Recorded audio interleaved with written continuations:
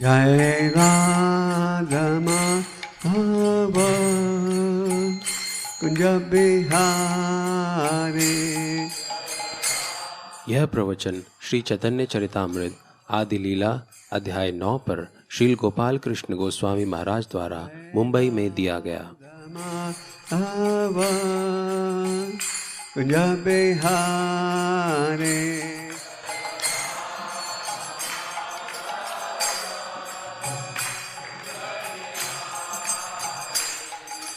गोपी जाना बाला धारी। ओम नमो भगवते वासुदेवाय। ओम नमो भगवते वासुदेवाय। ओम नमो भगवते वासुदेवाय। आदि लीला अध्याय 9 टेक्स्ट 42। चैतन्य महाप्रभु जी कह रहे हैं, हर प्राणी का कर्तव्य है कि वह अपने जीवन, धन, बुद्धि तथा वाणी से अन्यों के लाभ के लिए कल्याण कार्य करे। इस श्लोक के तात्पर्य को प्रभुपाद इस विचार से आरंभ करते हैं कि दो प्रकार के कार्य होते हैं समाज में। एक है श्रेयसूजी, दूसरा है प्रयास। प्रयास के विषय में प्रभुपाद जी कहते हैं कि इसका अर्थ है वो कार्य जो तुरंत ही लाभप्रद तथा मंगलप्रद होता है, और श्रेयसूजी का अर्थ है जो कार्य लंबे सफर में हमें सुख देता है। और तात्पर्य में प्रभुपाद जी बच्चों का उदाहरण देते हैं। जो बच्चे हैं वो हमेशा खेलना कूदना चाहते हैं, और प्रभुपाद जी स्वयं परम भगवान की बचपन की लीला का भी वर्णन करते हैं कि उनकी भी इच्छा होती थी सदा खेलते रहें। उनकी माता जबरदस्ती उन्हें घर में बुलाती थी प्रसाद इत्यादि खाने के लिए। तो इस श्लोक के तात्पर्य में प्रभुपाद जी कह रहे हैं कि हमें मानव जीवन की प्राप्ति के बाद वो कार्य करना चाहिए जो अंतो गत्वा लाभप्रद हो, या श्रेयस कार्य। तो आज समाज में हम देखते हैं कि लगभग पूरी प्रजा केवल वैसे कार्य में लीन है जिस कार्य के द्वारा व्यक्ति केवल नरक में जाते हैं। आज के समाज में और पशुओं के समाज के कार्य में कुछ अंतर नहीं है।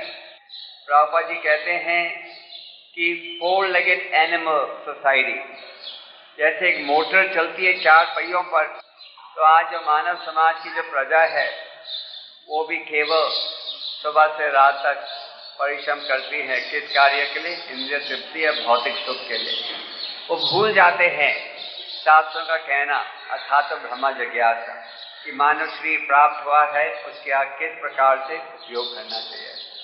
तो आप सब जानते हो कि इस दिसंबर के महीने में पूरे इस्कॉन संस्था में अधिक से अधिक प्रयास किया जाता है किस कार्य के लिए? ग्रंथों के वितरण के लिए, बुक डिस्ट्रीब्यूशन के लिए।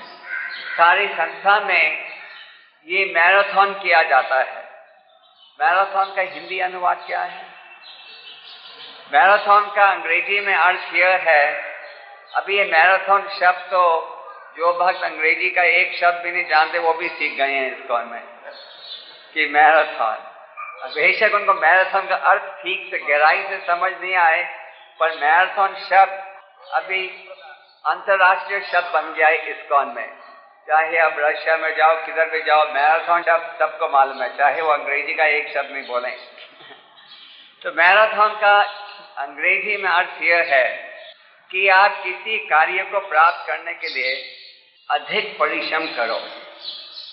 एक समय भक्तों ने प्रभुपाद जी से पूछा कि प्रभुपाद मैराथन में हमें क्या करना चाहिए।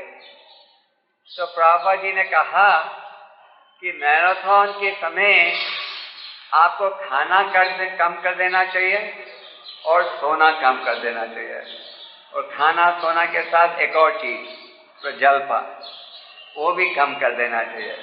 तो अगर आप खाना कम करो, सोना कम करो और प्रजल्प कम करो, तो उसका ये परिणाम होगा कि आप में ज्यादा उत्साह रहेगा भगवान के उपदेश का वितरण करने के लिए। तो आदि लीला के इस अध्याय में अनेक श्लोक हैं जिनके द्वारा यही विचार प्रस्तुत किया जा रहा है कि हमारा क्या कर्तव्य है। तो ये श्लोक में क्या कह रहे हैं भगवान कि हर व्यक्ति का ये प्रथम कर्तव्य है क्या कि वो अपने जीवन से, धन से, बुद्धि से तथा वाणी से। तो धन तो आप लोगों के पास ज्यादा शायद नहीं है, हाँ थोड़ा धन होगा भौतिक, आप लोगों के पास आध्यात्मिक धन होना चाहिए। हम भौतिक धन के पीछे नहीं हैं, पर इस श्लोक में धन का अर्थ है भौतिक धन। तो अगर कोई धनी व्यक्ति है तो यहाँ बताया जा रहा है कि उसको अपने धन का उपयोग करना चाहिए हर प्राणी के लाभ के लिए। और आप लोगों के पास क्या है? अपना जीवन है। तो जीवन और बुद्धि भी है, भगवान ने हम सबको बुद्धि दी है। अगर आप लोग ने बुद्धि का सदुपयोग नहीं किया होता तो आप लोग इस्कॉन में क्यों आते? आप लोग भी घर में ही रहते, सिनेमा देखते, आज रविवार का दिन है सोते रहते वगैरह। पर आप लोग ने बुद्धि का उपयोग किया क्या कि अवश्य ही मानव जीवन का कुछ महत्व है, ये पशु के जीवन के समान हमें नहीं बिताना। और आप भक्तों के संबंध में आकर आपने हरे नाम का उच्चारण आरंभ किया और हंसते हंसते आप इस संस्था के साथ जुड़ गए या जुड़ रहे हो। तो ये है अपने ये जीवन का उपयोग करना। फिर बुद्धि, वाणी, भगवान ने हमको ये जीव दिया है। प्रभुपाद जी उदाहरण देते थे, अगर आप ये जीव का उपयोग नहीं करोगे भगवान का गुणगान करने के लिए, तो वो क्या कहते थे? जिस प्रकार मेंढक, बॉम्बे में तो आप लोगों को बहुत अनुभव है मेंढकों का, क्योंकि विदेशों में ये मेंढक लोग देखते नहीं है, खाली जू जाते हैं तो दिखता है, पर यहाँ बॉम्बे में तो बहुत से मेंढक हैं। तो आप लोग का अनुभव होगा कि मेंढक खें खें खें आवाज करके शाम को सूचना देता है कि मैं इस स्थान पर हूँ विराजमान, आ जाओ। तो सांप आ जाता है, कहता है मुझे कुछ खाने के लिए मिलेगा भी। तो उसी प्रकार अगर हम ये वाणी का उपयोग भौतिक चर्चा के लिए करेंगे तो ये जो समय है वो शाम के समान, कृष्ण बुक में प्रभुपाद जी को उदाहरण देते हैं, जैसे काला शाम वो बिना भेदभाव के काटता है। ये नहीं देखता कि तुम मेरे दुश्मन थे पूर्व जन्म में या नहीं, वो काट देता है। तो ये समय जो है हम सबको काट रहा है, पर हम कभी सोचते ही नहीं। कितना दुर्भाग्य की बात है। समय से कीमती चीज है। हाँ, हमें अगर 5 पैसा बचाना हुआ, 5 रुपए, तो हम 10 दुकान में जाएंगे, सस्ता माल किधर मिलता है ना? आप लोग जब सब्जी खरीदने जाते हो, दादर जाओगे 2 रुपए बचाने के लिए, बेशक किराए में 1 रुपए लग जाए, पर 2 रुपए सस्ता मिला। पर समय का जो दुरुपयोग हो रहा है उसकी हम कदर ही नहीं करते। ये है अफसोस की बात। तो चैतन्य महाप्रभु जी कह रहे हैं, जीवन, धन, बुद्धि तथा वाणी को अपने लाभ के लिए और दूसरों के लाभ के लिए उपयोग करना सबसे उचित कार्य है। तो इस्कॉन संस्था के जो भक्त हैं वो इस श्लोक के विचार को लेकर प्रचार के लिए जाते हैं। अगर आप वैदिक साहित्य को ध्यान से पढ़ो तो आप देखोगे केवल आज ही नहीं पर हजारों साल पहले भी भगवान ने इस विषय पर बल दिया है क्या कि कौन है मेरा सबसे प्रिय भक्त, जो कि मेरा प्रचार करता है। भगवान गीता के 18वें अध्याय में क्या कहते हैं? याइदाम पारमं गुह्यम। जो ये दिव्य ज्ञान दूसरों तक पहुंचाता है उसे क्या प्राप्त होता है? दो चीजें प्राप्त होती हैं। एक, उसको भक्ति प्राप्त होती है, दूसरा वो मेरे धाम में वापस आता है केवल भगवान का प्रचारक बन के। इसीलिए ठाकुर भक्ति विनोद जी कहते हैं जो वैष्णव है उसको हम कैसे पहचानते हैं? पहचानते हैं ये देखकर कि उसमें प्रचार का कितना उत्साह है, कितने लोगों को उसने नरक में जाने से बचाया है। तो भगवत गीता का उपदेश वैसे तो हम कहेंगे 5000 साल पूर्व दिया था भगवान ने, नहीं, वो उपदेश तो दिया था सबसे पहले क्या? सूर्य के देवता विवासवान को। तो जब सूर्य के देवता विवासवान को ये उपदेश दिया था लाखों करोड़ों साल पहले, जब भी भगवान ने ये कहा था क्या कि मेरा सबसे प्रिय भक्त कौन है? जो मेरा दिव्य उपदेश का प्रचार करता है। इसी विचार को चैतन्य महाप्रभु जी ने भी प्रस्तुत किया। हम चैतन्य महाप्रभु जी के उपदेश को पढ़ रहे हैं और अनेक श्लोक हैं जिनमें यही विचार प्रस्तुत किया गया है। चैतन्य महाप्रभु जी ने भी कहा, जारे दाको ताहे कहो कृष्ण उपदेश, जिसको भी तो मिलो उससे कृष्ण का उपदेश दो। चैतन्य चरितामृत में हम पढ़ते हैं कि अद्वैताचार्य जब वो इस पृथ्वी पर अवतरित हुए थे, उन्होंने देखा कि समाज की स्थिति बहुत भयंकर है, लोग बहुत पतित हो गए हैं। तो अद्वैताचार्य ने क्या सोचा? उन्होंने ये सोचा कि इन लोगों का उद्धार केवल परम भगवान ही स्वयं कर सकते हैं। तो उन्होंने तुलसी के पत्ते को लेकर और गंगा के जल को लेकर उन्होंने पवित्र मन के साथ उपासना की। और जब हम पवित्र मन के साथ उपासना करते हैं, आप पत्रम पुष्पम फलम तोयम, भगवान को एक पत्ता भी अर्पण कर सकते हो। तो फिर चैतन्य महाप्रभु जी अवतारित हुए। तो चैतन्य महाप्रभु जी के विषय में नरोत्तम दास ठाकुर जी कहते हैं, श्री कृष्ण चैतन्य प्रभु दया कोरा मोरे, तोमा बिना के दयालु जगत संसारे, पतित पवन हिंदू तवा अवतारा, मोर समा पतित प्रभु ना पाई प्यारा। आप सब अवतारों से सबसे ज्यादा दया दयालु हो और आप पतितों के उद्धार के लिए आए हो। तो चैतन्य महाप्रभु जी अपने साथियों को भी यही कहते थे, क्या? जाओ चार करो। चैतन्य महाप्रभु जी ने नित्यानंदा और अपने सब साथियों को भेजा बंगाल में जाकर भेजा और कहा, जाओ घर घर जाओ, लोगों को कृष्ण को उपदेश दो। तो जब नवद्वीप में नित्यानंदा जी और हरिदास जी, जैसे हम लोग लाइफ मेंबरशिप के भक्तों की जोड़ी बनाकर भेजते हैं ना, दो भक्तों को एक साथ, कई भक्तों को साथ में साथी ले जाना पसंद नहीं आता, और प्रभुपाद जी ने कहा था कि इसको अकेले नहीं जाना चाहिए, साथी को साथ रखना चाहिए। तो जब चैतन्य महाप्रभु जी प्रचार कर रहे थे, तो जब एक जोड़ी थी हरिदास ठाकुर और नित्यानंदा की, क्या जोड़ी बने, है ना। हरिदास को तो पता था कि चैतन्य महाप्रभु परम भगवान है स्वयं, उनके हृदय में तो कोई शंका नहीं थी।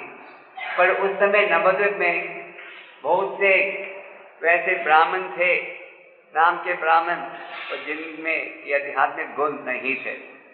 तो उन्होंने सोचा सबसे पहले हम किसको बचाएं, क्योंकि वो दिखाना चाहते थे कि चैतन्य महाप्रभु जी का जो आंदोलन है वो सबसे समाज के पतित व्यक्तियों के लिए है। तो उन दिनों में नवद्वीप में दो भाई जिन्होंने जन्म तो ब्राह्मण खानदान में लिया था और जो बहुत ही पतित हो गए थे, इतने पतित कि जब लोग चैतन्य महाप्रभु जी के घर, जब उस समय उनका नाम था निमाई पंडित, जब लोग निमाई पंडित के घर जा रहे थे कीर्तन के लिए, वो लोग लोगों को रास्ते में रोकने का प्रयास करते थे, कहते थे कोई कीर्तन में नहीं जाएगा, दादागिरी करते थे। कुछ निमाई पंडित ने उनकी परवाह नहीं की और सबको जब भी कीर्तन के लिए बुलाया। तो हरिदास और नित्यानंद जी सोचने लगे कि अगर किसी प्रकार से हम इन दो भाइयों को बचा लें तो पूरा गांव, पूरा शहर ये कहेगा क्या, ये तो निमाई में सचमुच ही चमत्कार है, क्योंकि इतने पतित व्यक्तियों को उसने संत बना लिया। तो उन्होंने सबसे पहले जो पूरे शहर के सबसे बदमाश लफंगे, सबसे बदमाश जो बुरे कार्य में लीन थे, प्रयास किया उनको भगवान का उपदेश देने के लिए। तो नित्यानंद जी, हरिदास ठाकुर जी गए। आप सबने कथा अनेक बार सुनी होगी। और पहले दिन तो उनको प्रचार किया, उन्होंने तो बिल्कुल रुचि नहीं ली। फिर गए, ज्यादा प्रचार करे बगैर वो लौट गए। तो जब उन्होंने शाम को निमाई पंडित को अपना रिपोर्ट दी कि हम गए थे इन दो भाइयों को मिलने, उन्होंने हमें भगा दिया, तो निमाई पंडित ने कहा फिर से जाओ। तो अगले दिन वो फिर से गए। और फिर आप जानते हो कि किस प्रकार से नित्यानंद जी की दया से ये जगाई मदाई का उद्धार हुआ, और किस प्रकार वो चैतन्य महाप्रभु जी के चरणों में गिर गए, उन्होंने हरि नाम को स्वीकार किया और अपने जीवन को सुधारा। तो हमने उदाहरण आपको इसलिए दिया, ये याद दिलाने के लिए कि चैतन्य महाप्रभु जी वो भी अपने सारे साथियों को घर घर भेज रहे थे लोगों को ये उपदेश देने के लिए। फिर चैतन्य महाप्रभु जी ने गोस्वामियों को भेजा वृंदावन, किस विचार के साथ, जाओ कृष्ण भगवान ने जहाँ जब दिव्य लीला किया उन लीलों को, उन स्थानों को पहचानो और भक्ति के विषय में ग्रंथों की रचना करो। तो ये जो प्रचार की भावना है, ये सारे महान वैष्णवों आचार्यों में हुई है। ठाकुर भक्ति विनोद जी, चैतन्य महाप्रभु जी ने तो कहा सबको जाओ। चैतन्य महाप्रभु जी ने तो अपने साथियों को कहा था कि तुम साल में केवल एक समय, रथ यात्रा के समय जगन्नाथपुरी में आ सकते हो मेरी संगत प्राप्त करने के लिए, और बाकी समय जाओ प्रचार करो। और जो उनके साथी थे वो तो प्रयास करते थे, कोई ना कोई बहाना ढूंढते थे उनके साथ रहने के लिए, और चैतन्य महाप्रभु जी उनको अपने पास नहीं रहने देते थे। केवल साल में एक दफा ही रथ यात्रा के समय उन्हें आने की इजाजत थी। तो ठाकुर भक्ति विनोद जी कोई साधारण आचार्य नहीं है। नमो भक्ति विनोदाय सच्चिदानंद नाम ने, वो तो चैतन्य महाप्रभु जी की दिव्य शक्ति माने जाते हैं। तो ठाकुर भक्ति विनोद जी ने भी देखा, क्या देखा? उन्होंने देखा कि जो बंगाल और उड़ीसा में चैतन्य चरितमृत की कॉपी भी कहाँ नहीं प्राप्त हो रही थी। तो उन्होंने भी प्रार्थना की थी भगवान से कि कोई ऐसे भक्त उनके आए जो कि उनका सहयोग दे सकें चैतन्य महाप्रभु जी के असली आंदोलन की स्थापना के लिए और वितरण के लिए। तो ठाकुर भक्ति विनोद जी पहले महान आचार्य थे हमारी संप्रदाय में, जिन्होंने अंतर्राष्ट्रीय ग्रंथों का वितरण आरंभ किया। वैसे तो ये ग्रंथ जो थे पहले सब वृंदावन में थे, तो लगभग 400 साल पहले, 450 साल, श्रीनिवास आचार्य वगैरह रथ में ले गए थे वृंदावन से उड़ीसा और फिर बंगाल। तो ठाकुर भक्ति विनोद जी पहले महान आचार्य हैं जिन्होंने ग्रंथों को छाप कर बांटा। और ठाकुर भक्ति विनोद जी ने ये अंतर्राष्ट्रीय ग्रंथों का वितरण कब शुरू किया था? उसी साल जिस साल में प्रभुपाद जी इस पृथ्वी में आए, या अंतर्राष्ट्रीय ग्रंथों के वितरण का की भी शताब्दी अगले साल है। अगले साल 2 चीजों की शताब्दी है, एक प्रभुपाद जी की शताब्दी और दूसरा इंटरनेशनल बुक डिस्ट्रीब्यूशन की शताब्दी। क्योंकि ठाकुर भक्ति विनोद जी ने सबसे पहली बार ग्रंथों को भेजा विश्व के बड़े बड़े लाइब्रेरीज में 1896 में। वो प्रभुपाद जी इस विषय का वर्णन करते हैं टीचिंग ऑफ लॉर्ड चैतन्य के इंट्रोडक्शन में। सो ठाकुर भक्ति विनोद जी ने इस विषय पर बल दिया ग्रंथों के वितरण के लिए। ठाकुर भक्ति विनोद जी तो आप जानते हो बहुत बड़े मैजिस्ट्रेट थे। फिर वो जब रिटायर हुए गवर्नमेंट की नौकरी से तो वो घर घर जाते थे बंगाल में लोगों से 1 रुपया की भीख मांगने के लिए। और वहाँ के अखबारों ने भी लिखा कैलकाटा के कि Kedarnath Datta retired district magistrate is now going house to house in begging. तो वो भी ग्रंथों को छापने लगे और उनका वितरण उन्होंने शुरू किया। फिर जब भक्ति सिद्धांत जी आए, भक्ति सिद्धांत जी ने भी बुक डिस्ट्रीब्यूशन पर बल दिया। उनके शिष्य जाते थे, जैसे मैं कल शाम को आपको बता रहा था, 2, 3, 4 किताब बांटकर आते थे और उन ठाकुर ये भक्ति सिद्धांत जी बहुत ही खुश हो जाते थे। और भक्ति सिद्धांत जी ने प्रभुपाद जी को क्या कहा, अगर तुम्हें कभी भी धन प्राप्त हो तो तुम इन ग्रंथों को प्रकाशित करना और इनका वितरण करना। तो प्रभुपाद जी अमेरिका जाने से पहले भी स्वयं खुद ही ग्रंथों को लिखते थे, खुद ही पेपर खरीदते थे, खुद ही छापते थे, खुद ही उनको बेचते थे, खुद ही फिर से छपाई करते थे वगैरह।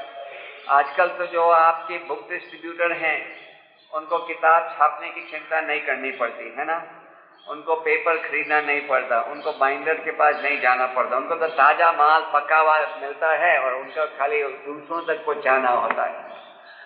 पर ठाकुर भक्ति विनोद जी और प्रभुपाद को तो खाना भी पकाना पड़ता था और फिर बांटना भी पड़ता था, है ना। आप लोग को बिल्कुल पका हुआ ताज़ा ताज़ा गाड़ी वाड़ी सब तैयार मिलती है। प्रभुपाद जी जब बुक डिस्ट्रीब्यूशन कर रहे थे, वृंदावन में रहते थे, 3rd क्लास डब्बे में आते थे दिल्ली। आजकल तो गवर्नमेंट ने 3rd क्लास उड़ा दिया, तो 1st क्लास और 2nd क्लास डब्बा है, पर उन दिनों में 3rd क्लास भी होता था। तो प्रभुपाद जी 3rd क्लास डब्बे में मथुरा से दिल्ली आते थे। आजकल तो हमारे भक्त वृंदावन में टैक्सी पकड़ते हैं, सीधा दिल्ली आ जाते हैं, पर प्रभुपाद जी पहले वृंदावन से जाते थे मथुरा, मथुरा से आते थे दिल्ली, फिर दिल्ली स्टेशन, पुरानी दिल्ली स्टेशन में टांगा पकड़कर फिर वो जाते थे छिपीवाड़ा में, फिर छिपीवाड़ा से बस पकड़कर आते थे कनॉट प्लेस वगैरह ग्रंथों को बांटने के लिए। हाँ, और उस समय प्रभुपाद की आयु कितनी थी? 60 से भी अधिक, 60 और 70 के बीच में। और आप लोग की आयु तो है क्या, जवान हो 20-25 साल के, हाँ 20 साल के भी नहीं हो कई। तो प्रभुपाद जी ने अपने उदाहरण से भी दिखाया कि हमें कैसे इन ग्रंथों का वितरण करना चाहिए। प्रभुपाद जी दिल्ली में कनॉट प्लेस में एक बहुत मशहूर स्थान है कॉफ़ी हाउस, वहाँ जाते थे ये किताबों को बांटने के लिए। एक समय एक कथा है कि इतनी धूप थी और प्रभुपाद जी बेहोश हो गए थे धूप में, सनस्ट्रोक के कारण। आप जानते हो दिल्ली में गर्मी में बहुत धूप रहती है। तो जैसे ही प्रभुपाद होश में आए, फिर से उन्होंने ग्रंथों का वितरण आरंभ कर दिया। तो प्रभुपाद जी जब अमेरिका गए, उन्होंने अपने शिष्यों को क्या कहा, उन्होंने पहले ये प्रेरणा दी तो उन ग्रंथों को बांटो। तो भक्तों ने भक्ति सोच रहे थे कि प्रभुपाद जी कहते हैं बांटो बांटो बांटो, पर हम बांटें कैसे, कौन खरीदेगा इन ग्रंथों को? क्योंकि प्रभुपाद के अमेरिका जाने से पहले गीता और कृष्णा का नाम लोगों ने सुना था, पर ज्यादा गहराई के साथ में। तो भक्त सोच रहे थे who will buy this Krishna book, who will buy Bhagavad Gita. तो प्रभुपाद जी दिन रात कहते नहीं नहीं ग्रंथों का वितरण करो। तो एक समय प्रभुपाद के शिष्य केशव वगैरह वो पेट्रोल ले रहे थे गाड़ी में, तो पेट्रोल पंप वाले को उन्होंने रोकड़ा पैसा देने की जगह उन दिन में कृष्णा बुक छप कर आई थी, तो उन्होंने वो कृष्णा बुक उनको दे दी और वो पेट्रोल पंप वाला मान गया रोकड़ा पैसे की जगह कृष्णा बुक लेने के लिए। तो भक्त बहुत खुश हुए। ये तो पहली बार ये चमत्कार निकला कि रोकड़े पैसे की जगह उन्होंने वो दाम भरा ग्रंथों के साथ। तो आस्ते आस्ते भक्त सोचते गए कैसे हम प्रभुपाद की इच्छा को पूरी कर सकें। तो आस्ते आस्ते उन्होंने बुक डिस्ट्रीब्यूशन शुरू किया और आज सारे विश्व में ये आध्यात्मिक क्रांति फैलते जा रही है। ऐसे कहने को तो बहुत कुछ है। तो प्रभुपाद जी ने कहा कि अगर तुम मेरे से प्रेम करते हो फिर तुम मेरे ग्रंथों को बचाओ। प्रभुपाद जी ने एक समय एक शिष्य को कहा अमेरिका में, मेरा असली शिष्य वो है जो कि मेरे ग्रंथों का वितरण करता है। वो है असली शिष्य जो कि ग्रंथों का वितरण करता है। क्योंकि प्रभुपाद जी की बहुत इच्छा थी इन ग्रंथों को पहुंचाया जाए दूसरों के पास। क्यों? आप लोग कहोगे क्यों आप लोग बुक डिस्ट्रीब्यूशन मैराथन क्यों करते हो? पैसा कमाना चाहते हो तो जाओ नौकरी करो, किताब क्यों बेचना चाहते हो? बहुत लोग ये भी कहते हैं कि ग्रंथों को मुफ्त में दो, ये तो भगवान का उपदेश है, तुम पैसा क्यों लगा रहे हो, है ना? तो इन ग्रंथों को क्यों हम पहुंचाना चाहते हैं दूसरों तक? क्योंकि हम लोगों के हृदय को बदलना चाहते हैं। लोगों का जो हृदय है वो बिल्कुल काला है, भरा हुआ है गंध से। और इन ग्रंथों में क्या है? इन ग्रंथों में है भगवान की वाणी। इन ग्रंथों में है भगवान की वाणी के साथ महान आचार्यों का विचार। प्रभुपाद जी जब इन तात्पर्यों को लिखते थे वो पढ़ते थे श्रीधर स्वामी, विश्वनाथ चक्रवर्ती ठाकुर और अनेक महान आचार्यों ने क्या लिखा है इस श्लोक के संबंध में। और प्रभुपाद जी उन तात्पर्यों के निचोड़ को लेकर साथ में अपने विचारों को जोड़कर उन्होंने हमें ये तात्पर्य दिए हैं भक्तिवेदांता पर्पस। जैसे हम अंधेरेपन से जब रोशनी में जाते हैं तो आपकी चिंता दूर हो जाती है, ठीक है ना? आप रात को चल रहे हो अंधेरी रात में, आपको सदा ये चिंता रहती है पीछे कोई चोर तो नहीं है चाकू के साथ मेरे पीछे, है ना? आप अंधेरे सड़क में चल रहे हो, मन में भय रहता है कोई पीछे से आके चाकू नहीं मार दे। पर जैसे सुबह रोशनी की झलक दिखनी शुरू होती है आपका जो भय है वो आस्ते आस्ते चले जाता है, ठीक है ना? तो उसी प्रकार हमने लोगों को अंधेरेपन से रोशनी में ले जाना है। आज लोग अंधेरेपन में हैं और हमने उनको रोशनी में लाना है। तो आप उनको रोशनी में कैसे लाओगे? आप उनको रोशनी में ला सकते हो ये सिद्धांत उनके हाथों में पहुंचाकर। तो ये जो ग्रंथ हैं प्रभुपाद के, ये सिद्धांत हैं। जैसे नवदा भक्ति के विषय में प्रहलाद महाराज जी ने क्या कहा? श्रवणम कीर्तनम।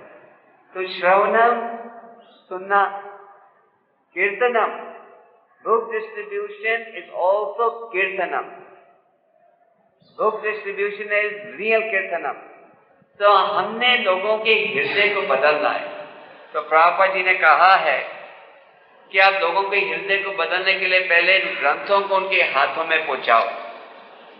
तो आप कहोगे स्वामी जी हमने तो कभी बुक डिस्ट्रीब्यूशन जिंदगी में किया ही नहीं, हम तो बड़े शर्मीले आदमी हैं, हम तो हरि नाम कर सकते हैं पर हमको लोगों से कुछ मांगने में शर्म आती है, हम तो भिखारी हैं।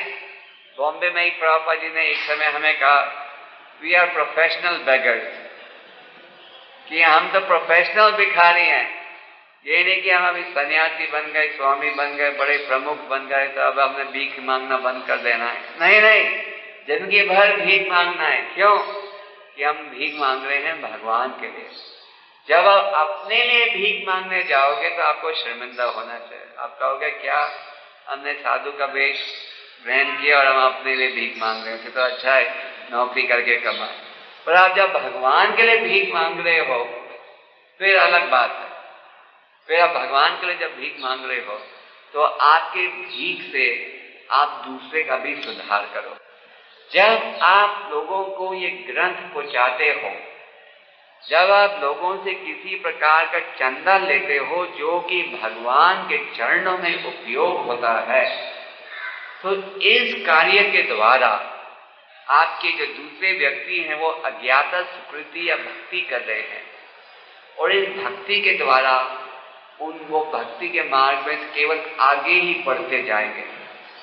तो बुक डिस्ट्रीब्यूशन के विषय में कह तो बहुत कुछ सकते हैं, पर संक्षेप में यही कहेंगे कि प्रभुपाद जी ने बहुत बल दिया है इस कार्य के ऊपर। अब इस्कॉन संस्था में ये दिसंबर के महीने में सारे विश्व में हमारे जो भक्त हैं दिन रात एक कर देते हैं इस कार्य को सफल बनाने के लिए, सारे विश्व में। आप लोग बॉम्बे और भारत में तो बहुत ही एहसान है। क्यों? इस समय दिसंबर के महीने में भारत में सबसे अच्छा मौसम रहता है। आपको मालूम है भारत में सबसे ज्यादा विदेशी लोग दिसंबर के महीने में आते हैं, सब होटल फुल रहते हैं। क्यों? क्योंकि दिसंबर में यहाँ बहुत अच्छा मौसम है। और विदेशों में दिसंबर जनवरी सबसे गंदे महीने हैं। सबसे गंदे महीने क्यों है? क्योंकि दिसंबर जनवरी में बहुत सर्दी है। इतनी सर्दी है कि वहां लोग खड़े भी नहीं हो सकते सड़क में। अभी उतनी सर्दी में हमारे भक्त मैराथन के समय जाते हैं और दिन में 16-18 घंटा खड़े होते हैं सड़क में। बड़े बड़े लोग, डॉक्टर होए कुछ होए, 16-18 घंटा लोगों के घर घर जाते हैं, दफ्तर दफ्तर जाते हैं, फैक्ट्री जाते हैं और लोगों से क्या भीख मांगते हैं? प्लीज बाय दीज बुक्स, इन ग्रंथों को लो, इन किताबों को लो, इन किताबों को पढ़ो। और एक एक भक्त एक एक दिन में 200-200, 300-300, 400-400 ग्रंथों को, मोटी ग्रंथों को बांटता है। 400 भी एक दिन में। आप संकीर्तन पत्रिका पढ़ लो, वो सब उसमें लिखा हुआ है, कोई आपको गलत सूचना नहीं दे रहे। और भारत में तो सब जानते हैं इस्कॉन को, साधुओं को सब पहचानते हैं, भगवद गीता वगैरह ग्रंथों को सब पहचानते हैं।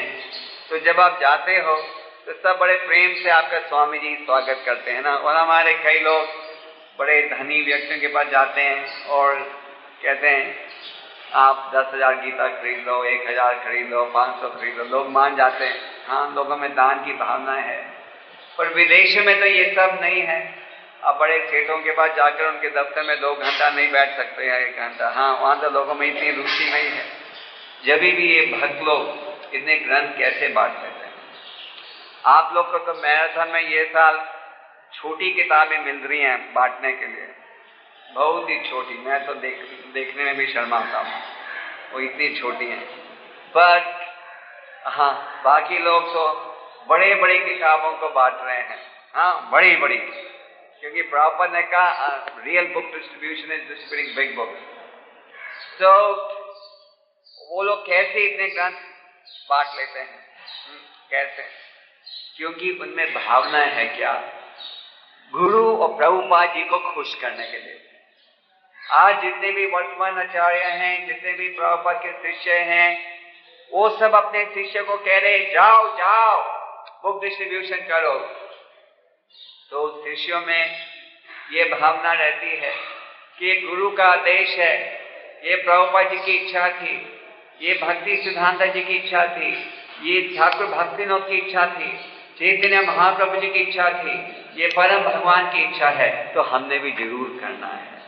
और वो प्रयास करते हैं।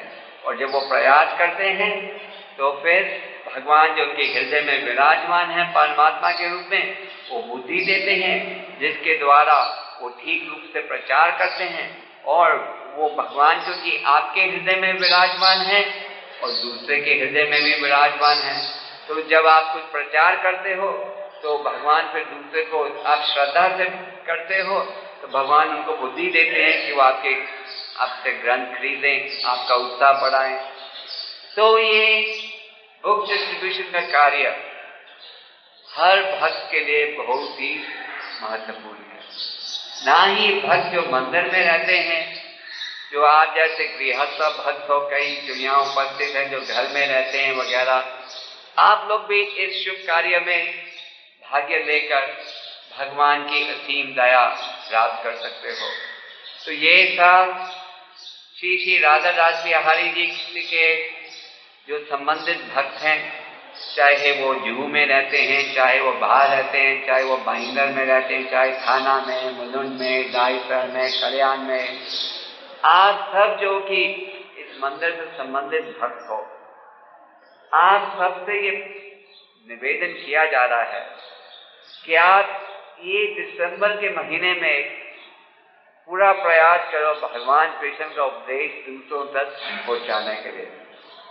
और जो भक्त फुल टाइम ये सेवा करते हैं, उन भक्तों को दिन में कम से कम 14-15 घंटे ये काम करना चाहिए सेवा। ये नहीं गए हाँ 4 घंटे चलो वापस अभी भूख लग रही है। जैसे जो चिंता रहती है भूखे व्यक्ति को पेट भरने के लिए, आज पूरा विश्व भूखा है और प्यासा है, तो भूख और प्यास बुझाने के लिए आपको ये दिव्य ज्ञान का वितरण बहुत ही महत्वपूर्ण है। तो हम सारे भक्तों से ये निवेदन करना चाहते हैं कि आप लोग प्रयास कीजिएगा राधा दास बिहारी जी के चरणों में, प्रभुपाद के चरणों में ये सेवा करने के लिए।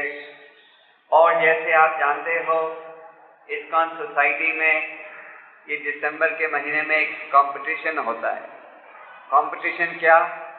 कौन से मंदिर के भक्तों ने सबसे ज्यादा परिश्रम किया है प्रभुपाद को खुश करने के लिए। और ये प्रभुपाद की शताब्दी भी बिल्कुल ही निकट है।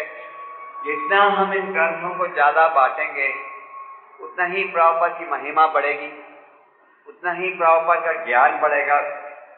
तो हम आप भक्तों से, सब भक्तों से, चाहे आपकी कुछ भी मंदिर की सेवा हो, चाहे आप पुजारी भी हो, पुजारियों को भी जो खाना भी बना दें, कुछ भी सेवा हो, सबको ये संकीर्तन मैराथन में जुड़ना चाहिए।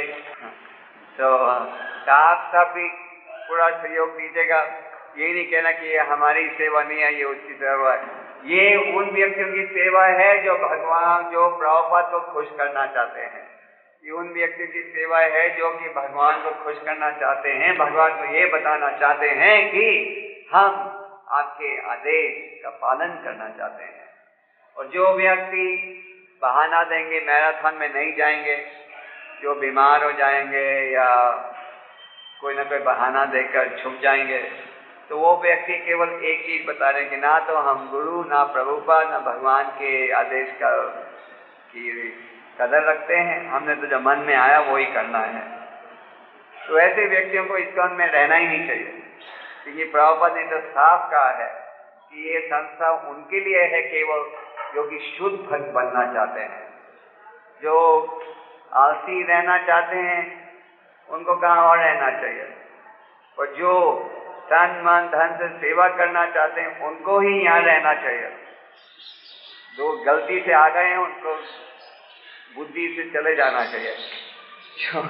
और जो सेवा करने को तैयार हैं तन मन धन से 24 घंटे, उनको ही इस संस्था के साथ जुड़े रहना चाहिए और प्रयास करना चाहिए कि वो सेवा में और भी आगे बढ़े। हरे Krishna.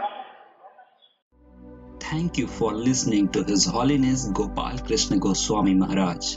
For more information, please visit zkgoswami.com.